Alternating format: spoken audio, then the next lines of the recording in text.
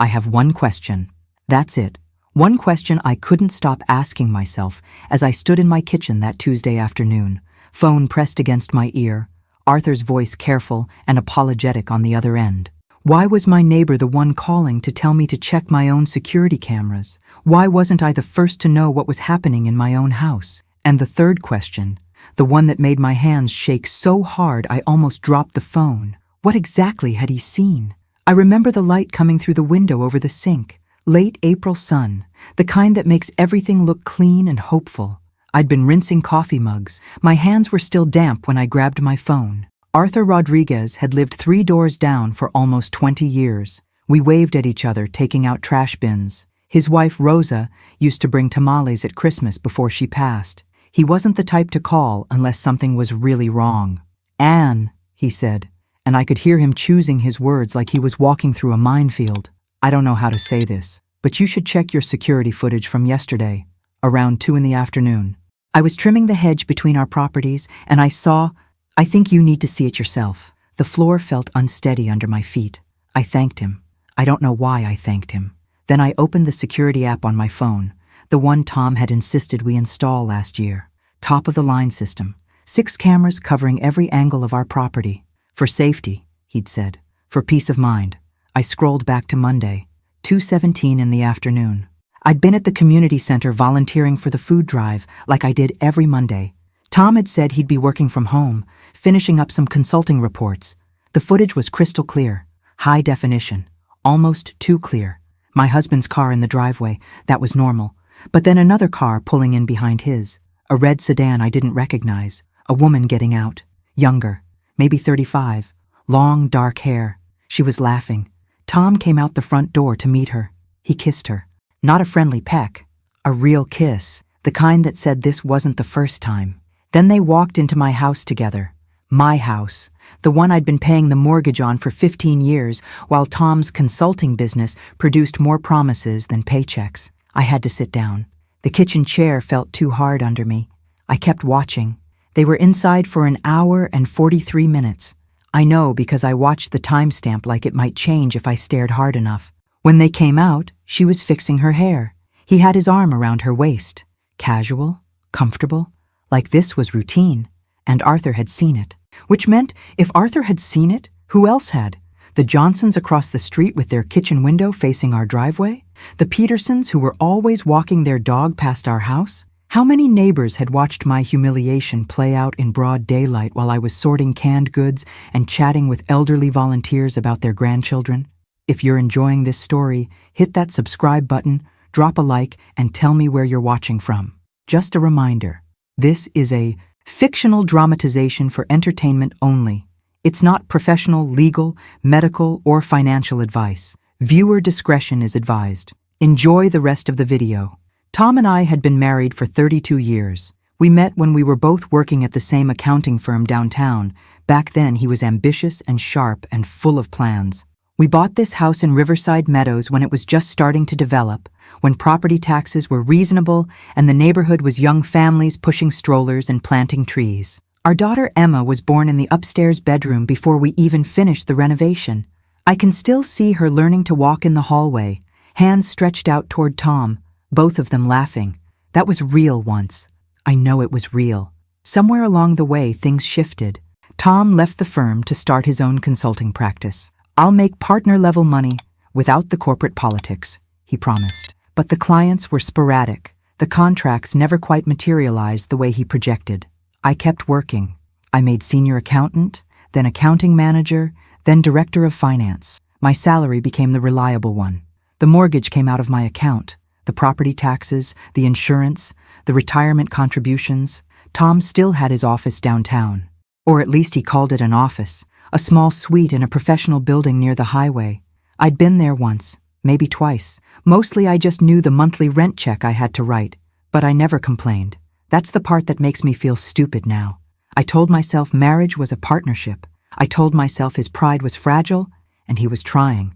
I told myself that 32 years meant something, that the history we'd built together, the daughter we'd raised, the life we'd created in this house with the oak tree in the backyard and the garden bed I'd planted every spring, all of that meant we were solid, I sat at that kitchen table watching the footage loop over and over, every angle.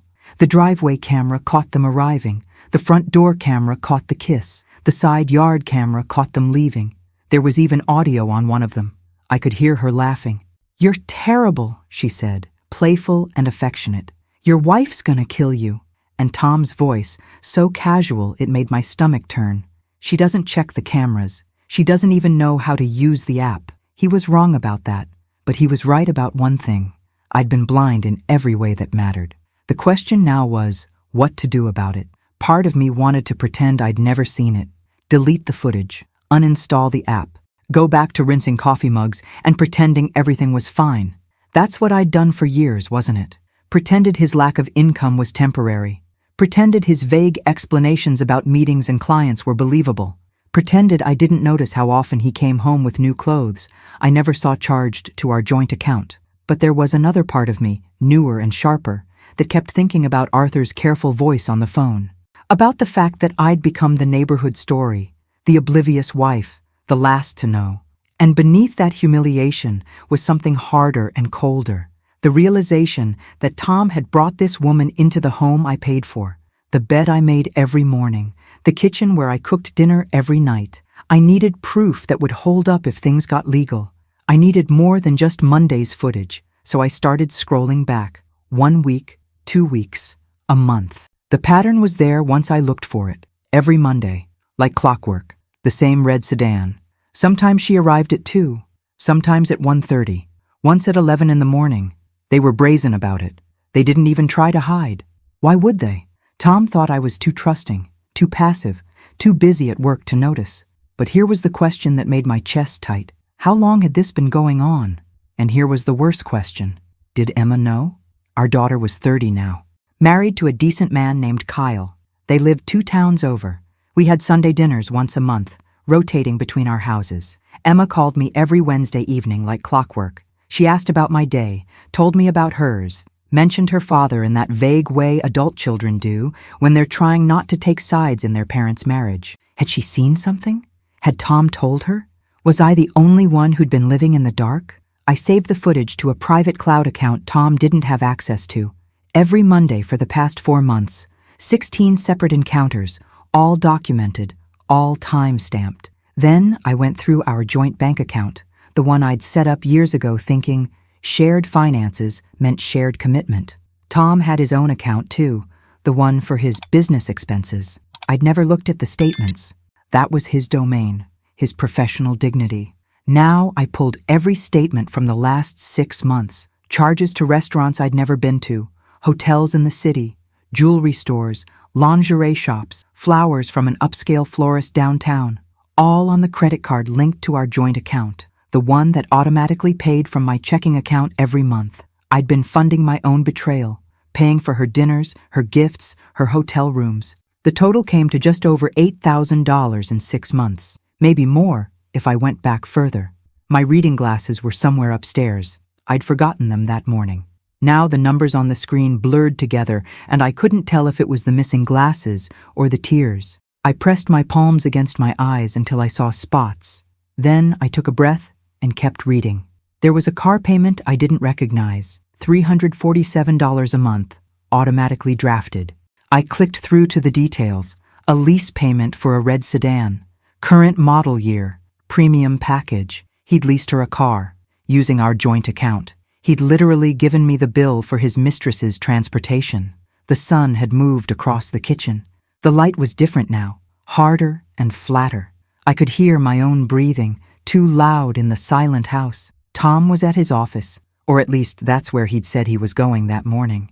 Meetings all day, he'd told me, kissing my cheek on his way out. Might be late. I wondered if she'd be there. If they were together right now while I sat here looking at receipts and bank statements and security footage that Arthur Rodriguez had been kind enough to warn me about before the whole neighborhood started whispering at the grocery store and the gas station and the pharmacy. The closing on our refinance was scheduled for Friday, 3 days away. Tom had been pushing for it for months. Lower interest rate, he'd explained. We can pull out some equity, pay off those credit cards, maybe take a real vacation for once. I'd signed the preliminary paperwork without reading it too carefully. Why would I? It was our house, our finances, our partnership. Now I wondered what else I'd signed without looking, what else I'd agreed to while he nodded and smiled and called me babe in that casual way that made me feel like we were still a team. I pulled up the refinance documents on my laptop. They were saved in our shared folder, the one Tom had set up for important paperwork. I started reading, really reading, not skimming the way I had the first time, trusting that Tom had our best interests in mind. The new loan wasn't just a refinance, it was a cash-out refinance. $75,000 in equity, pulled out of the house and converted to cash. The old mortgage was paid off. The new mortgage was higher. And there was a clause I'd missed before, buried in the legal language on page 7. The equity funds would be deposited into an account in Tom's name only. For business purposes, the document said. To invest in his consulting practice expansion. I was signing away my share of our home equity and handing it directly to Tom in an account I couldn't access. In 3 days, on Friday, unless I stopped it. My hands weren't shaking anymore. That was strange. They'd been shaking when Arthur called, when I watched the footage, when I found the credit card statements. But now they were steady, clear. I knew what that meant. The shock was over. Now came the decision.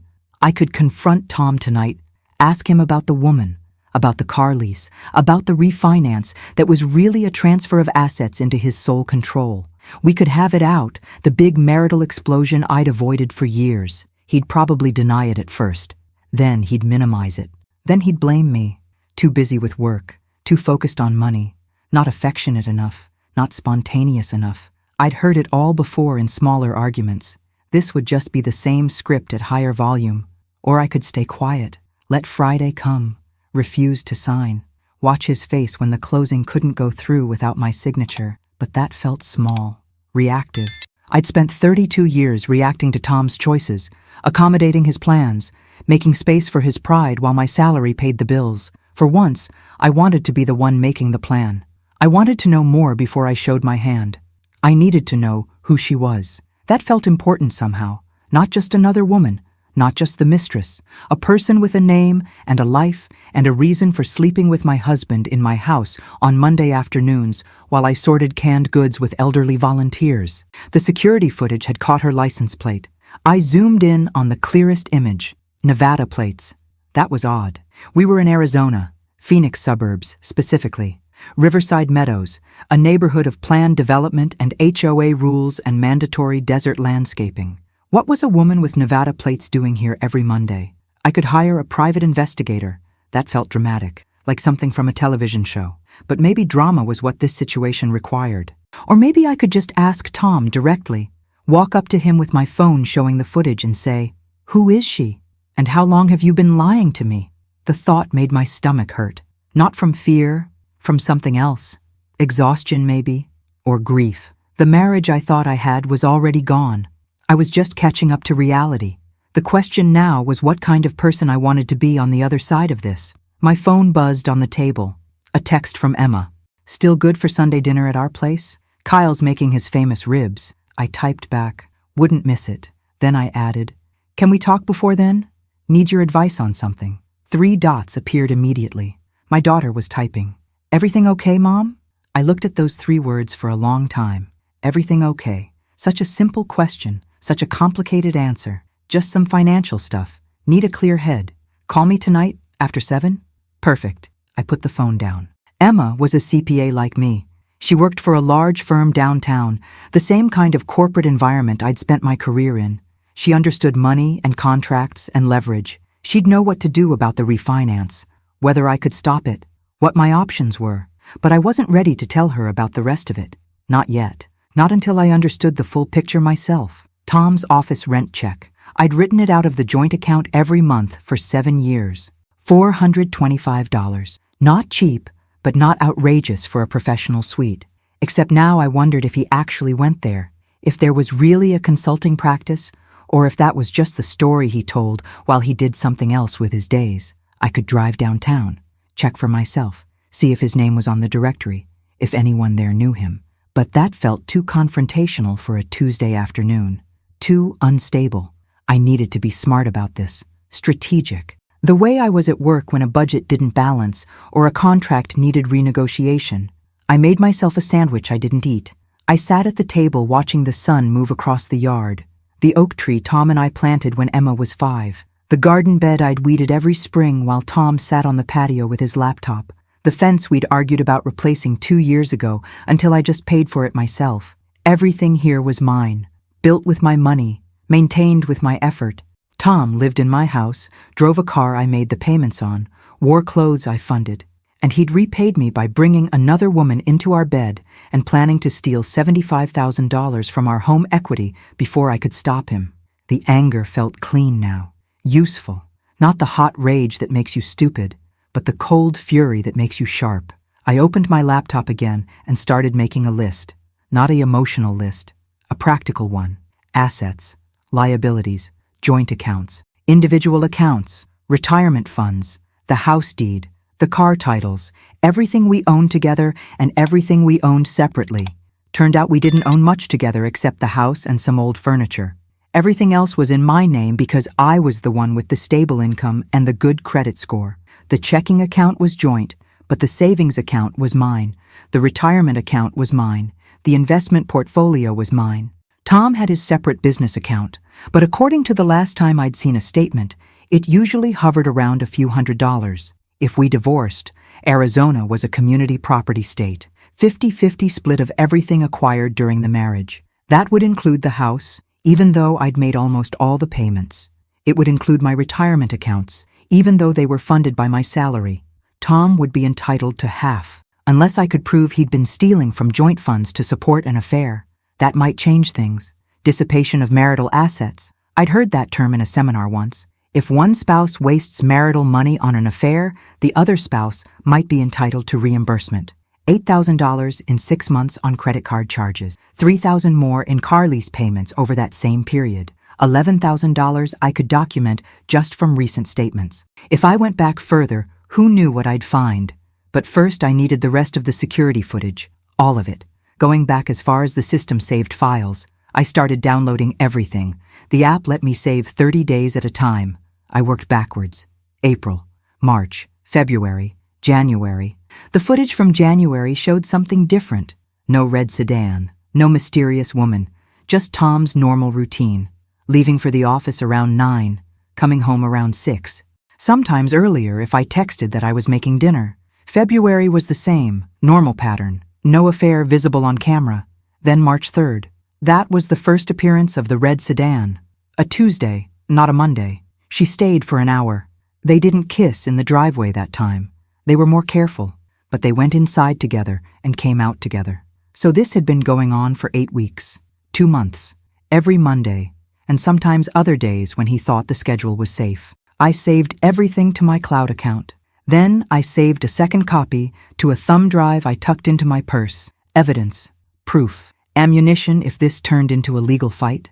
The house was getting dark. I should turn on lights, make dinner, act normal.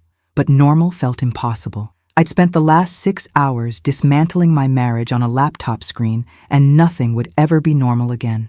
My phone buzzed. Tom. Running late. Don't wait up for dinner. Grab something for yourself. I stared at that text. The casualness of it, the assumption that I'd just accept his absence, heat up leftovers, watch television alone while he did whatever he was doing, or whoever he was doing. I typed back, okay, nothing more. Let him think everything was fine. Let him believe he was getting away with it right up until the moment I was ready to move. Emma called at 7:15. I was sitting on the back patio, watching the last light fade from the sky. Spring in Phoenix meant warm evenings and the smell of orange blossoms from the neighbor's tree. It should have been peaceful. Instead, it felt like waiting for a bomb to go off. Hey, Mom. Emma's voice was bright, young. She didn't know yet that her parents' marriage was over. What's the financial thing you needed advice on? I'd prepared what to say. Keep it vague. Don't lie, but don't explain everything yet. Your father and I are refinancing the house. I'm looking at the documents and something feels off about the terms. Can I email them to you? Get your professional opinion? Of course. Send them over. I can look tonight. How's work? I needed normal conversation. Something to remind me that life continued beyond this disaster. Emma launched into a story about a difficult client and a partner at her firm who couldn't read a spreadsheet to save his life. I made the appropriate sounds, asked the right questions, played the role of supportive mother, while my mind kept circling back to Tom's lies and the woman's laugh on the security footage and Arthur Rodriguez's uncomfortable phone call. "Mom?" Emma's voice shifted. "Are you okay? You sound tired." "Long day." That was true enough. "I'll send you those documents right now. Thank you, honey." "Anytime. Love you." "Love you too." I hung up and forwarded the refinance paperwork to Emma's email. Then I sat in the dark a while longer, listening to the neighborhood sounds, someone's dog barking, a car pulling into a driveway, 3 houses down, the soft hum of air conditioning units cycling on. Arthur's porch light was visible through the hedge between our properties. He was probably inside watching television or reading the paper, maybe feeling guilty for getting involved in his neighbor's personal drama. But he'd done the right thing, the kind thing. Better to know the truth than to live in a comfortable lie while everyone around you whispered. Tom came home at 9:40. I was in bed, reading glasses perched on my nose, a novel open on my lap that I hadn't absorbed a single word from. He appeared in the doorway, tie loosened, looking tired. "Hey babe, you still up?" "Couldn't sleep." He sat on the edge of the bed to take off his shoes. "How was your day?" "Fine." I kept my eyes on the page. "Yours?" "Exhausting." "This new client is demanding, but it'll be worth it if the contract comes through." New client, new contract, the same vague promises he'd been making for years. I wondered if there was even a real consulting practice anymore, or if that was just the cover story while he spent his days with her. "The closing's Friday," he said. "You're still good with that, right? I can pick you up from work, and we'll go together. I'll meet you there. Easier that way." He glanced over his shoulder at me. "You sure? We could grab lunch after, celebrate finally getting that equity unlocked." Equity. He planned to deposit into an account in his name only. I thought about telling him right then, laying it all out, the security footage, the credit card statements, the car lease, watching his face as he scrambled for an explanation. But I just said, "We'll see. I have a meeting that might run late." He shrugged and went into the bathroom. I heard the shower start. When he came back to bed, he kissed my forehead like he always did. "Love you," he murmured. I didn't answer, just turned off the light and lay in the dark, listening to him fall asleep beside me, while I counted all the ways he'd betrayed me and planned all the ways I'd make sure he never did it again. Emma called the next morning at 7. I was in my car in the work parking lot, coffee getting cold in the cup holder. "Mom, we need to talk about this refinance." "What did you find?"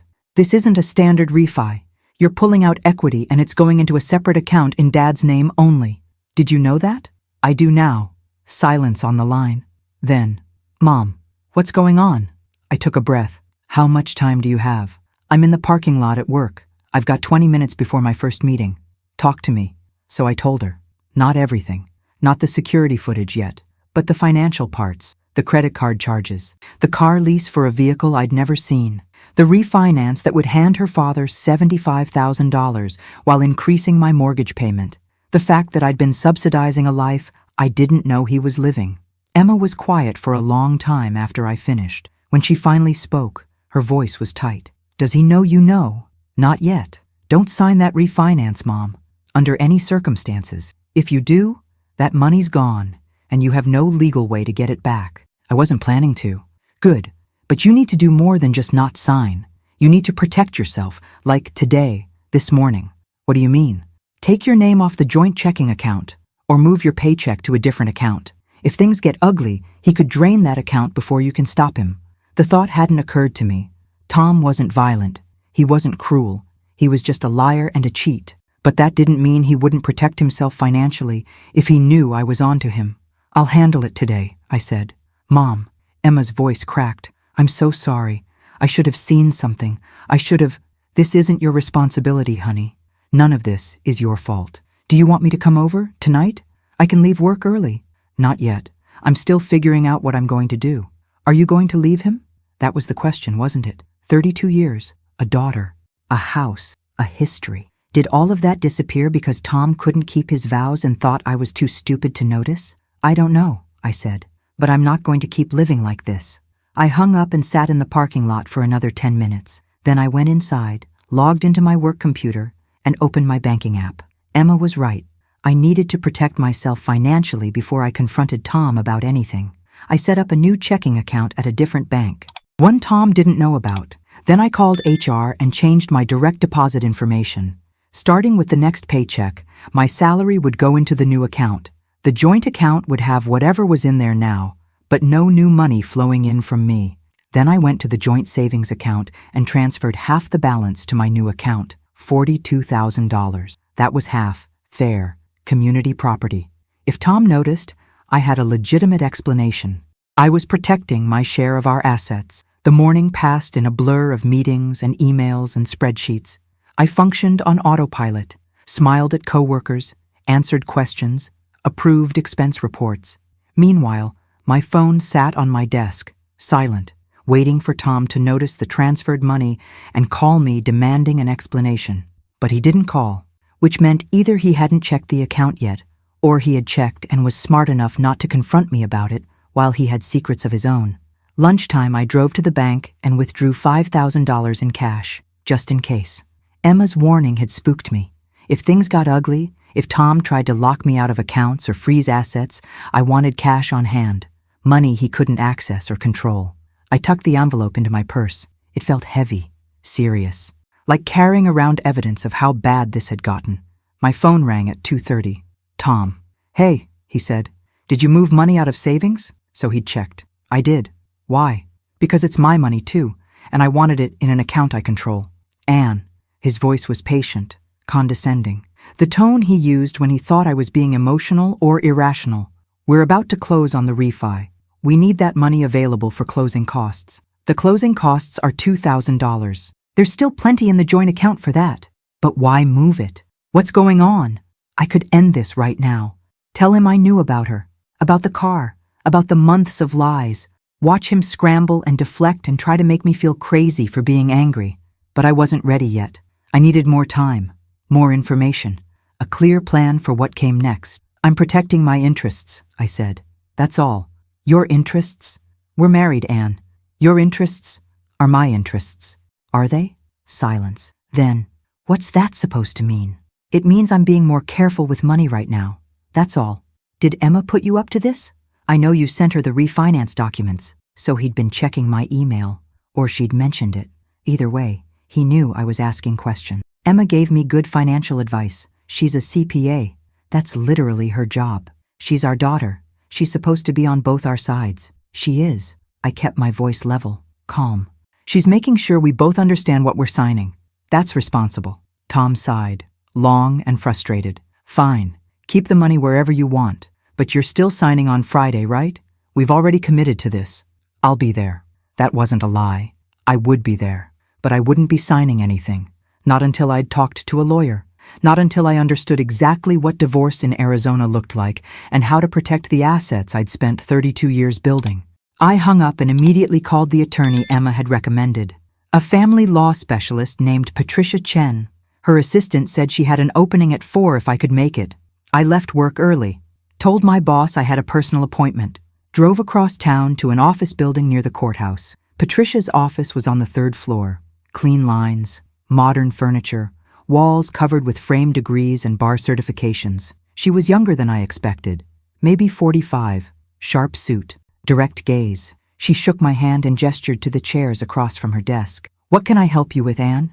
I told her everything, the security footage, the credit card charges, the car lease, the refinance scheduled for Friday.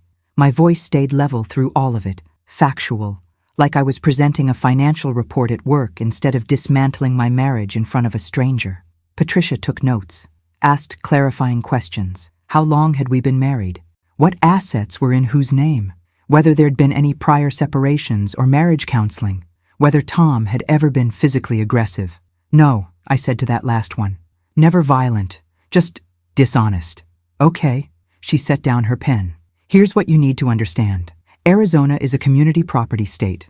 That means anything acquired during the marriage gets split 50-50, regardless of whose name it's in or who paid for it. The house, your retirement accounts, savings, investments, all of that is community property.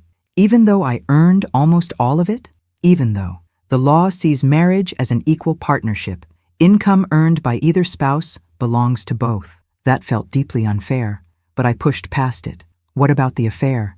Doesn't that change things?" "Not as much as you'd think. Arizona is a no-fault divorce state. We don't need to prove wrongdoing to grant a divorce. However, she leaned forward, dissipation of marital assets is a different issue. If your husband spent significant community money on this affair, you can petition the court to award you reimbursement for that. How much would I need to prove?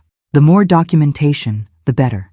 Bank statements, credit card records, security footage if it shows a pattern. Anything that demonstrates he was using joint funds to support a relationship outside the marriage. I had all of that. Months of it. What about the refinance? Don't sign it. If you sign, that money becomes his separate property because it's going into an account in his name only.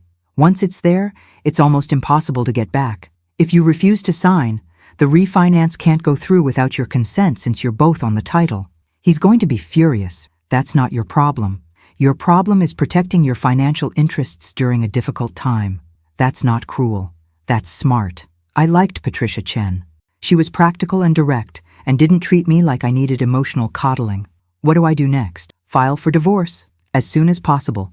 That triggers automatic restraining orders that prevent either of you from selling assets, withdrawing large sums, or making major financial changes without court approval. It protects you both. I have to file? Can't we just separate? Try to work it out? Patricia gave me a look that was kind but firm. Anne, he's been having an affair in your home. He's leased his mistress a car using your money.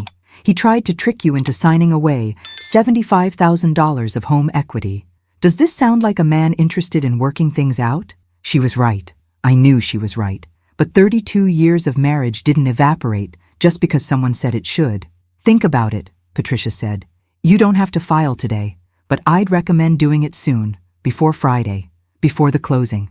Once he realizes you're not signing, he may escalate. File first, stay protected.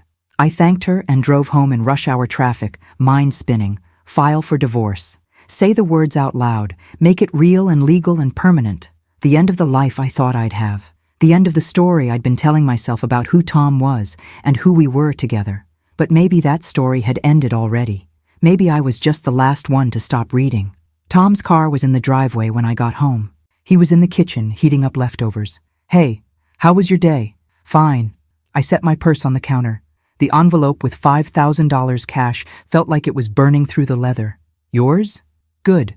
That client finally signed. The contract's official. Was there even a client? Or was that just another lie? I didn't ask. Just nodded and started making a salad for dinner, hands moving on autopilot while my brain worked through Patricia Chen's advice and the decision I knew I was about to make. So Friday, Tom said. I was thinking we could go to that Italian place after the closing, the one with the good wine list. Celebrate getting that equity freed up. Tom. I set down the knife, turned to face him. I'm not signing on Friday. His smile faltered. What? The refinance. I'm not signing it. Why not? We already agreed. No. You presented me with paperwork, and I said I'd think about it. I've thought about it. The answer is no. His face went hard. Anne, we need that money. You need that money. I don't. What's that supposed to mean? It means the equity pulls out into an account only you control. That's not a partnership. That's you taking community property and converting it to separate property. It's for business expansion. I explained that. What business, Tom? Your consulting practice that never seems to have actual clients? The office downtown that I'm not sure you even go to anymore? The air in the kitchen shifted. Dangerous now. Tom set down his plate. What are you accusing me of? This was it. The moment I'd been avoiding. The confrontation I'd rehearsed in my head while lying awake next to him the past 2 nights. I'm not accusing. I'm stating facts. I've looked at the credit card statements, hotel charges, restaurant bills, jewelry, flowers, a car lease for a vehicle I've never seen. $8,000 in 6 months, all coming out of our joint account. Tom's face went pale, then red. You were spying on me? It's a joint account. I have every right to see the statements. Those are business expenses, including the lingerie, the flowers, the hotel in Scottsdale on a Tuesday afternoon. He was breathing hard now, thinking fast, calculating. You're taking things out of context. Am I? I pulled out my phone, opened the security app, queued up Monday's footage. Then maybe you can provide context for this. I showed him the screen, the red sedan pulling into the driveway, the woman getting out, the kiss. Tom going pale as he watched himself on video, caught in high definition with timestamps and audio. Anne, 8 weeks, I said, every Monday while I was volunteering. You brought her into our house, our bed, used my money to lease her a car, and tried to trick me into signing away $75,000 so you could have private funds I couldn't access. Tom reached for the phone. I pulled it back. I have copies, multiple copies. You can't delete this. I can explain. I don't want explanations. I want you out. This is my house too. This is my house, my mortgage, my credit score on the loan, my paycheck making the payments. You've been a guest here for 15 years, Tom. A guest who forgot his manners. He was shaking. With anger or fear, I couldn't tell. If you divorce me, you'll have to split everything. Half of your retirement, half of the house equity. I'll take half of everything you've built. Maybe. But you'll also have to explain dissipation of marital assets to a judge. All those credit card charges, the car lease, the affair conducted in community property using community funds. I've talked to a lawyer, Tom. I know my rights. You talked to a lawyer? He looked genuinely shocked, like he couldn't believe quiet. Accommodating Anne had the spine to plan ahead. I did, and I'm filing for divorce tomorrow morning. You have until then to pack a bag and find somewhere else to stay. You can't kick me out. This is community property. You're right. I can't force you to leave, but I can make the choice whether to live here with you knowing what I know, and I choose not to. So you can stay if you want, sleep on the couch, watch me pack your things and donate them. Or you can leave with some dignity intact. Tom stared at me. This was a version of his wife he didn't recognize. The woman who'd quietly absorbed his failures and excuses for 3 decades was gone. In her place was someone harder, someone who'd done the math and found him wanting. Anne, please, we can work this out. Go to counseling. I'll end it with her. I'll do whatever. What's her name? What? The woman in the video. What's her name? He hesitated. That told me everything. If it had been meaningless, he'd throw out a name. The hesitation meant it mattered. Melanie, he finally said. Her name's Melanie. How old is she? 37. Where'd you meet her? Does it matter? It matters to me. Tom rubbed his face. At a conference. Last January. She's in marketing.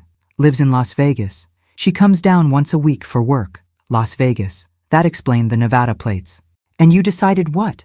That a younger woman from out of state was worth destroying our marriage? It's not like that. Then what is it like, Tom? Explain it to me. Make me understand how you could do this in our house, on my dime, while I was out trying to be a good person in this community. He had no answer, just stood there looking trapped and miserable. I picked up my purse.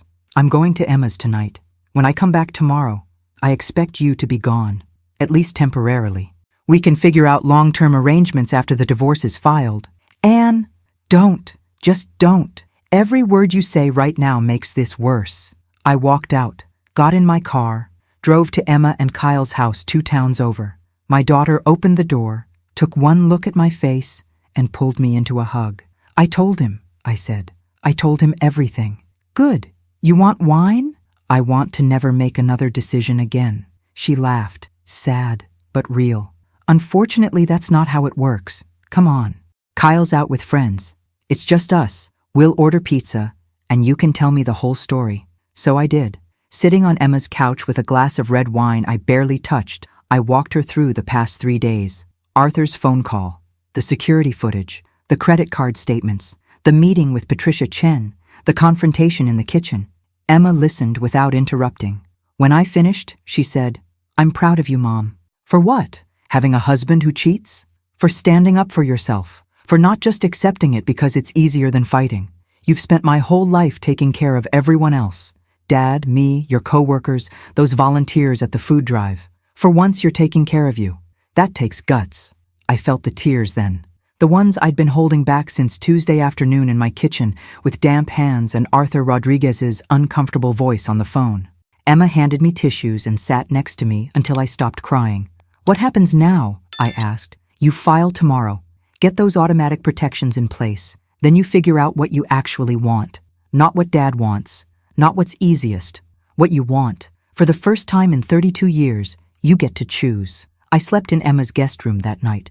The bed was unfamiliar, the sounds of the neighborhood different from mine, but I slept better than I had in 3 days. Maybe because I'd finally stopped pretending. Maybe because the worst had already happened and I'd survived it. Patricia Chen's office opened at 8:30. I was there at 8:15, paperwork printed and ready. She reviewed everything one more time, then filed the petition for divorce electronically with the court. Automatic restraining orders are now in effect, she said. Neither of you can sell assets, close accounts, or make major financial decisions without court approval. You're protected. How long does this take? In Arizona, there's a 60-day waiting period before a divorce can be finalized. But the practical stuff, dividing property, working out terms, that can take longer. Could be 6 months, could be a year. Depends on how cooperative he is. I nodded. 6 months to a year of legal proceedings and financial negotiations. But at least I was moving forward. At least I wasn't trapped in that kitchen anymore, watching security footage loop while my husband slept peacefully beside me. I went to work, functioned through meetings, came home at 5:30 to find Tom's car gone from the driveway. He'd left a note on the kitchen counter. Staying at a hotel until we can talk rationally. You'll be hearing from my attorney. His attorney. Of course, he was going to fight this, fight me, fight the consequences of his own choices. But I wasn't the same woman he'd been lying to for 8 weeks. I had documentation, I had evidence, I had a lawyer who knew what she was doing, and I had something even more important. I knew what I was worth. The closing date came and went. Friday afternoon. The title company called my phone at 2. Mrs. Sinclair, we're waiting for you at the office. I'm not coming. I'm not signing the refinance. But your husband is here. He says you agreed. He's mistaken. I'm not signing. The refinance is canceled. I hung up. Imagined Tom sitting in that office, realizing his plan had fallen apart, realizing I'd meant what I said. My phone exploded with texts. Tom demanding I reconsider, saying we could still work this out, that I was being irrational and emotional and throwing away our future over a mistake. I blocked his number.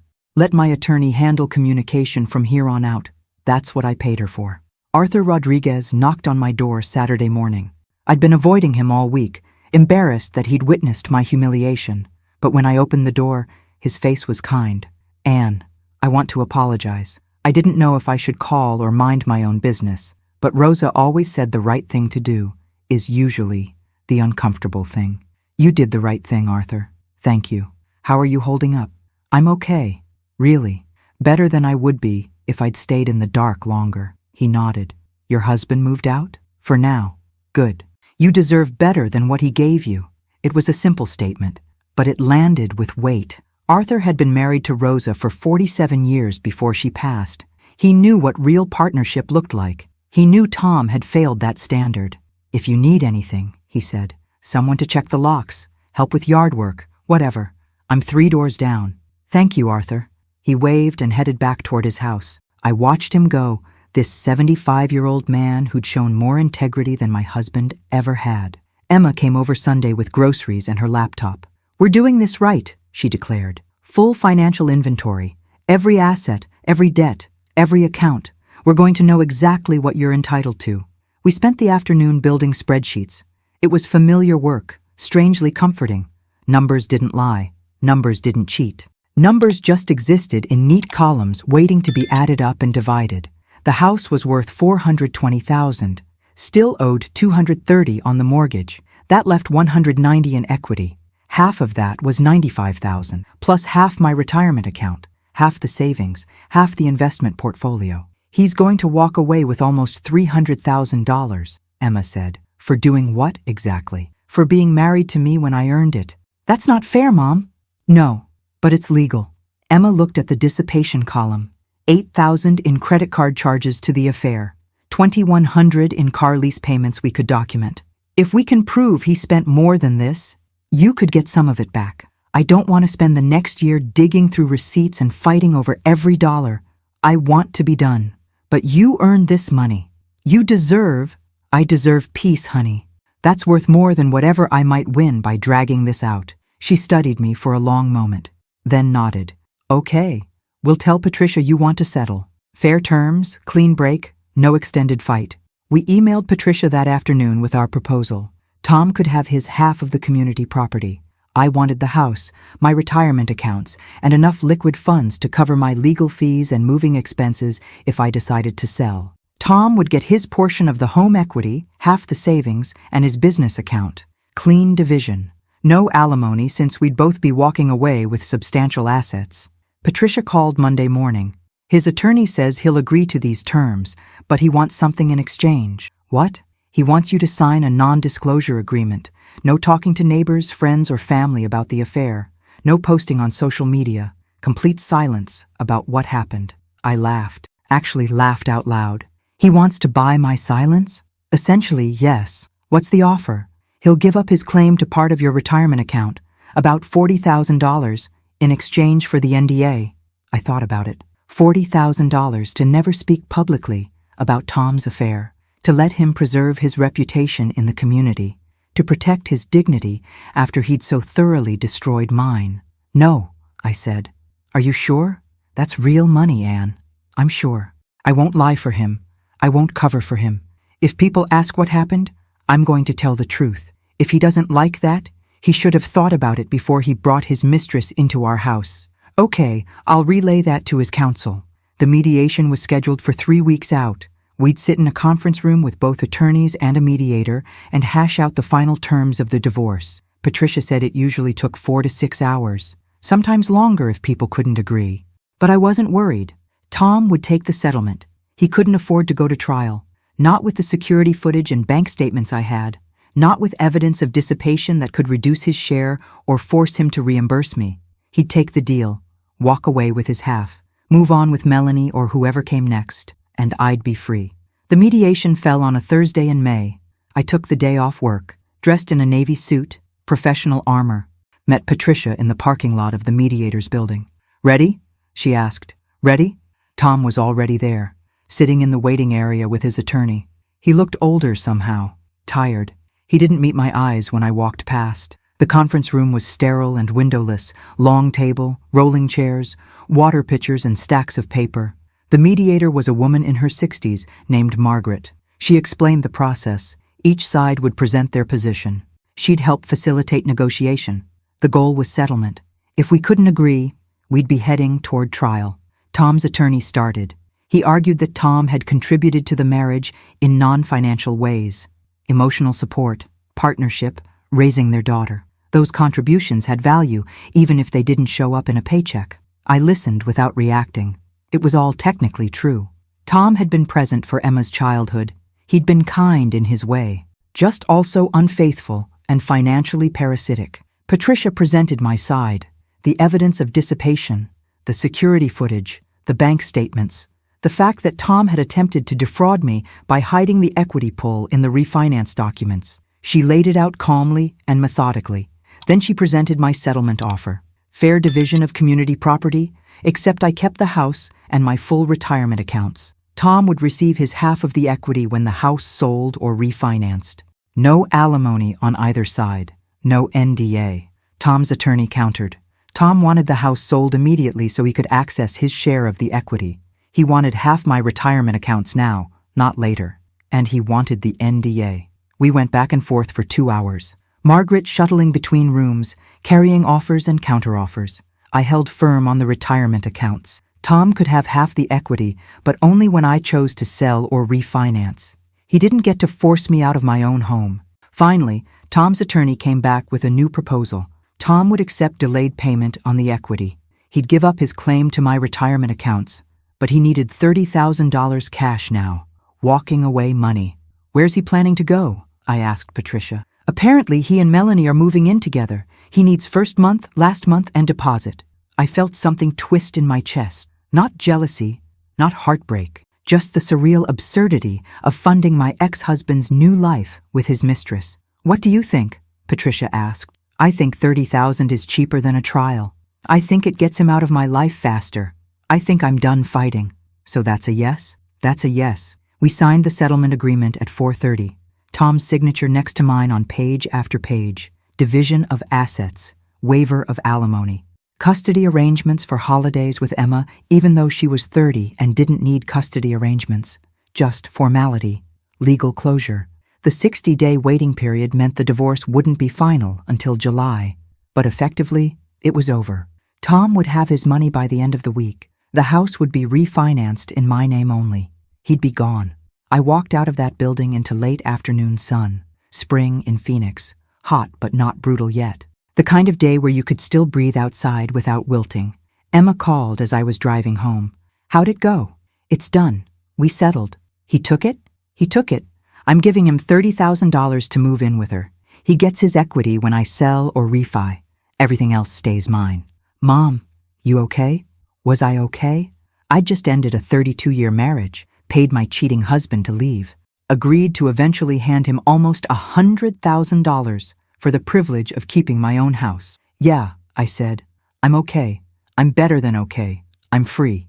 The next few weeks passed in a blur of paperwork, refinancing the house in my name only, changing beneficiaries on insurance policies and retirement accounts, updating my will, removing Tom's name from everything. He collected his things while I was at work. I came home to find gaps in the closet where his clothes had been, empty spots on the bookshelf, his desk in the spare room stripped bare. It should have felt sad.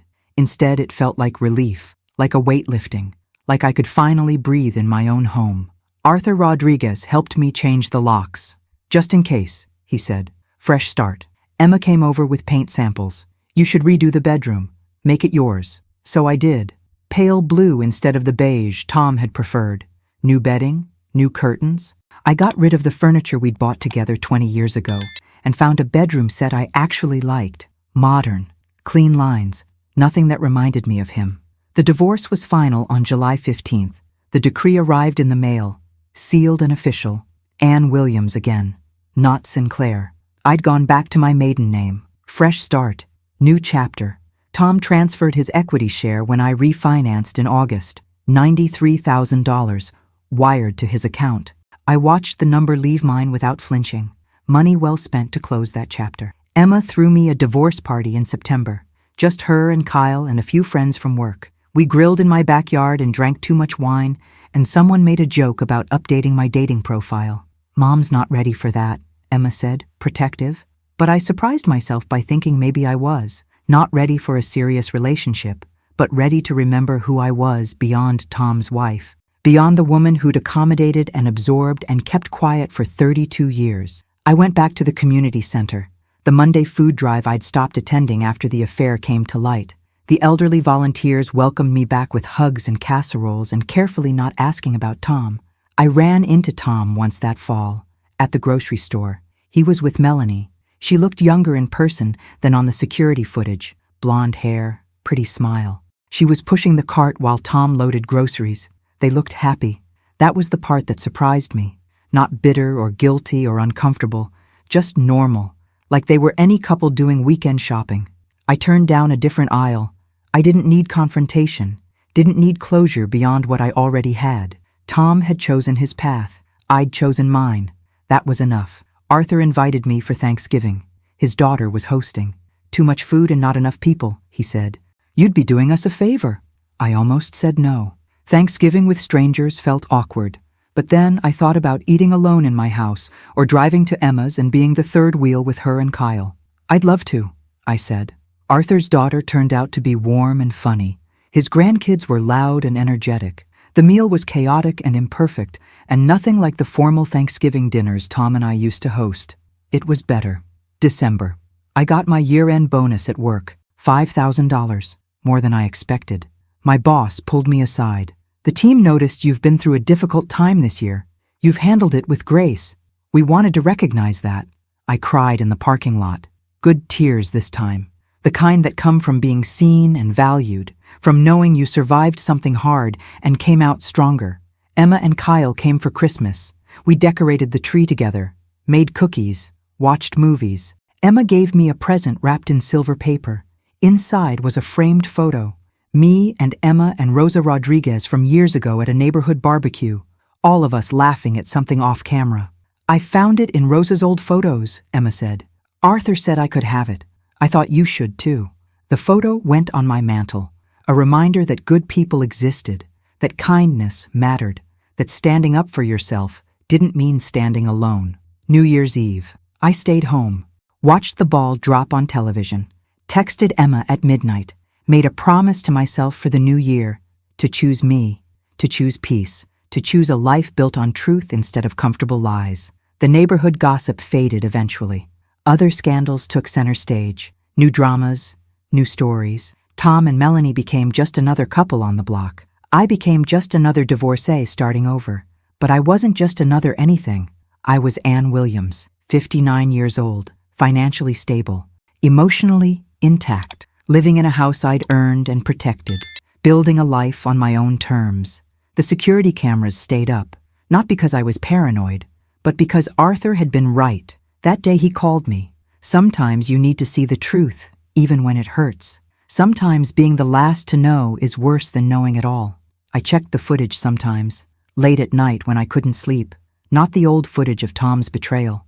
I deleted that after the divorce was final. But the new footage, my car pulling in, Arthur waving from his yard, Emma's car arriving for Sunday dinner, the neighbor kids playing in the street, evidence of a life continuing, of healing happening, of a woman who'd been knocked down and gotten back up. The house felt different now. Mine. The mortgage was in my name. The deed was in my name. Every piece of furniture, every paint color, every decision was mine. Sunday dinners became a ritual. Emma and Kyle every other week. Sometimes just me and Arthur sharing takeout and watching old movies. Sometimes friends from work. My calendar filled up with things I'd neglected during the marriage. Book club, yoga classes, volunteer shifts at the food bank, a weekend trip to Sedona with Emma. Life rebuilt itself slowly. Not the same as before. Better in some ways, quieter, more intentional. Less about maintaining appearances and more about actual living. Tom sent a text in March, the first communication since the divorce. I heard you're doing well. I'm happy for you. I stared at those words for a long time. What response did he expect? Gratitude? Forgiveness? Acknowledgement that his happiness with Melanie was legitimate? I deleted the text without responding. Some conversations don't need closure. Some people don't deserve continued access to your emotional energy. Emma got a promotion at work, made partner at 31. She called me crying. Mom, they said yes. I'm the youngest partner in the firm's history. You earned it, honey. I'm so proud. I learned from you, watching you these past 2 years, how you handled everything with Dad, how you rebuilt. You're the strongest person I know. I'd never thought of myself as strong. Stubborn maybe, determined, but strong felt like a label for other people. The kind of women who climbed mountains or ran marathons or fought dramatic public battles. But maybe strength looked like this too. Like checking security footage and making hard choices and standing in a mediator's office refusing to be bought. Like changing locks and painting bedrooms and learning to sleep alone without fear. Maybe strength was just showing up. Day after day, doing the next right thing even when it hurt. Choosing dignity over convenience. Choosing yourself over the comfortable lie. The cherry tree in the backyard bloomed in April, pink flowers covering every branch. I sat on the patio one Saturday morning, watching petals fall like snow. Arthur came through the hedge gate. Coffee? Always. We sat together in comfortable silence. He'd been a constant this past year. Quiet support, no judgment, just presence. You ever regret it? He asked. Leaving Tom? No. Do you think I should? I think you did the brave thing, the right thing. Rosa would have liked how you handled it. I wish I'd met her. She would have liked you. She had good instincts about people. The sun was warm on my face, spring in Phoenix, a whole year since Arthur's phone call, since the security footage, since my world had broken open. It felt like a lifetime ago, and also like yesterday. I'm thinking about selling, I said. The house, too many memories here. Where would you go? Smaller place? Maybe a condo? Something that's just mine from the start. Arthur nodded. Sometimes you need to burn everything down to build something better. We finished our coffee. He went back to his yard work. I went inside and called a real estate agent. The house sold in 6 weeks, above asking price, a young family with kids. They loved the backyard, the oak tree, the security cameras. I signed the papers without hesitation, watched $93,000 transfer to Tom's account per the divorce decree, watched the rest flow into mine, profit from a house I'd paid for and maintained and finally let go. The new condo was smaller, 2 bedrooms, modern kitchen, no yard to maintain. But it had a balcony with a view of the mountains and guest space for when Emma visited. Arthur helped me move, brought his truck for the furniture that wouldn't fit the mover's schedule. This is good, he said, looking around the empty living room. fresh start. That's what everyone keeps saying. Because it's true. You get to decide who you are now. Not who Tom wanted, not who the neighborhood expected, just you. I hugged him. This 75-year-old man who'd made the uncomfortable phone call that changed everything. Thank you, Arthur. For what? For calling me that day, for not minding your own business. He squeezed my shoulder. Rosa always said the right thing to do is usually the uncomfortable thing. I just listened to her advice. The condo felt like possibility.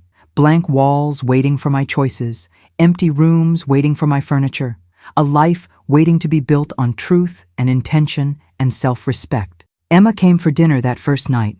We ordered pizza and sat on the floor eating from the box. This place is perfect, Mom. It's smaller. It's yours. That's what matters. She was right. Everything here was mine. Chosen, earned, protected. We spent the evening hanging curtains and arranging furniture. Emma's laugh echoed in the empty spaces. Our voices bounced off bare walls. It felt like home. Not because of the location or the size or the amenities, but because I'd chosen it. Because no one could take it from me. Because it represented the life I'd fought for and won. The security footage from the old house stayed saved in my cloud account. Not because I looked at it, but because it was proof, evidence. A reminder of the moment I'd finally seen the truth and chosen to act. Sometimes late at night I thought about Tom and Melanie in their apartment. Whether they were happy, whether he'd learned anything, whether she knew what she'd signed up for. But mostly, I didn't think about them at all. I thought about Sunday dinners with Emma, coffee mornings with Arthur, book club meetings where we argued about character motivation and plot twists, yoga classes where I learned to breathe through discomfort and find balance. I thought about the life I was building, intentionally, carefully, with people who chose me as clearly as I chose them. No more lies, no more accommodation, no more pretending things were fine when they weren't.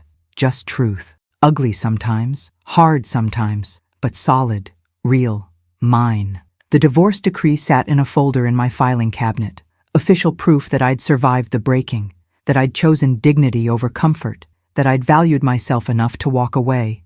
Some nights I took it out and read it, not because I needed convincing, but because it reminded me who I'd become. Ann Williams, 59 years old, homeowner, mother, friend, survivor, strong in ways I'd never expected, broken in ways I'd never imagined, whole in ways I was still discovering. The woman who'd stood in her kitchen with damp hands and Arthur's careful voice on the phone felt like someone else, a past version, naive, trusting, accommodating. I didn't miss her, but I honored her. She'd done the best she could with the information she had. When she learned better, she did better. That was enough. The mountains from my balcony turned purple at sunset, phoenix light painting the desert in shades of gold and rose. I stood there most evenings watching the city settle into darkness. This was my view now, my home, my life, built on hard choices and clear boundaries, and the security footage that had finally shown me the truth. I'd been the last to know, but I hadn't stayed in the dark, and that made all the difference. Thanks for watching until the end. If this story touched you, please subscribe and give this video a thumbs up. As a final reminder, this was a fictional dramatization for entertainment purposes only and does not constitute legal, medical, or financial advice. I'd love to hear your thoughts in the comments. I'll see you in the next story.